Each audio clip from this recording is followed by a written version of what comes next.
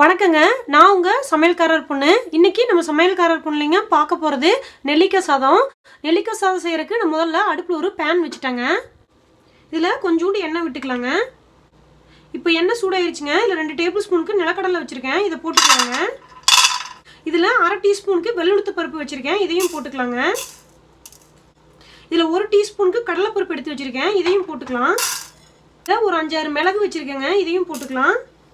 இதில் ஒரு 1/2 டீஸ்பூனுக்கு சீரகம் எடுத்து வச்சுருக்கேன், இதையும் போட்டுறேங்க. ஒரு 10 வெந்தயம் எடுத்து வச்சுருக்கேன், இதையும் எண்ணெயில் போட்டு நல்லா வறுத்துக்கலாங்க.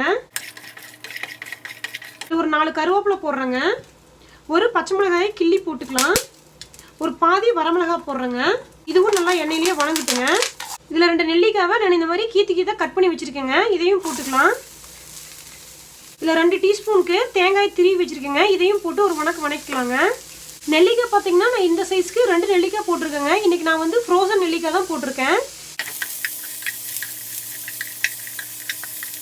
அடுப்பை ரொம்ப கம்மியாக வச்சுக்கணுங்க. அப்போ தான் வந்து இந்த கடலைக்கொட்டையில் தீயாமல் இருக்கும், இந்த நெல்லிக்காவும் நல்லா வணங்கும். இவ்வளோதாங்க, நெல்லிக்காய் வணங்கிருச்சு. அடுப்பை ஆஃப் பண்ணிடலாம். இப்போ இது கொஞ்சம் ஆறிடுச்சுங்க. மிக்சி ஜாரில் போட்டு அரைச்சிட்டு வந்துடுறேன்.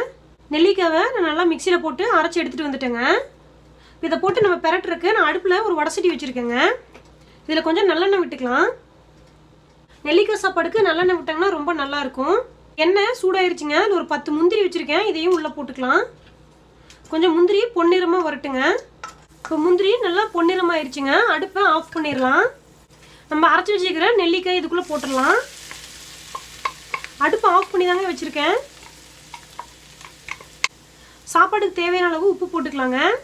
இங்கே குக்கரில் நான் சாப்பாடு விசில் விட்டு எடுத்து வச்சுருக்கேன், இதையும் கொஞ்சம் இதுக்குள்ளே போட்டுக்கலாங்க. இதில் ஒரு 5-6 கொத்தமல்லி தழை தூவி விட்டுறலாங்க. இப்போ சாப்பாடை நல்லா கலக்கலாங்க.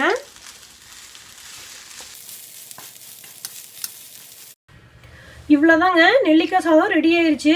நல்லெண்ணெய் ஊற்றுனதுக்கு அந்த நல்லெண்ணெய் வாசத்தோட நெல்லிக்காயோட புளிப்பு டேஸ்ட்டோட ரொம்ப சூப்பராக இருக்குது. கண்டிப்பாக இதை நீங்கள் உங்கள் வீட்டில் ட்ரை பண்ணி பாருங்கள். எப்படி இருந்துச்சுன்னு உங்கள் கமெண்ட்ஸ் எனக்கு சொல்லுங்கள். இந்த வீடியோ உங்களுக்கு பிடிச்சிருந்தா சமையல்காரர் பொண்ணுக்கு சப்ஸ்கிரைப் பண்ணுங்கள்.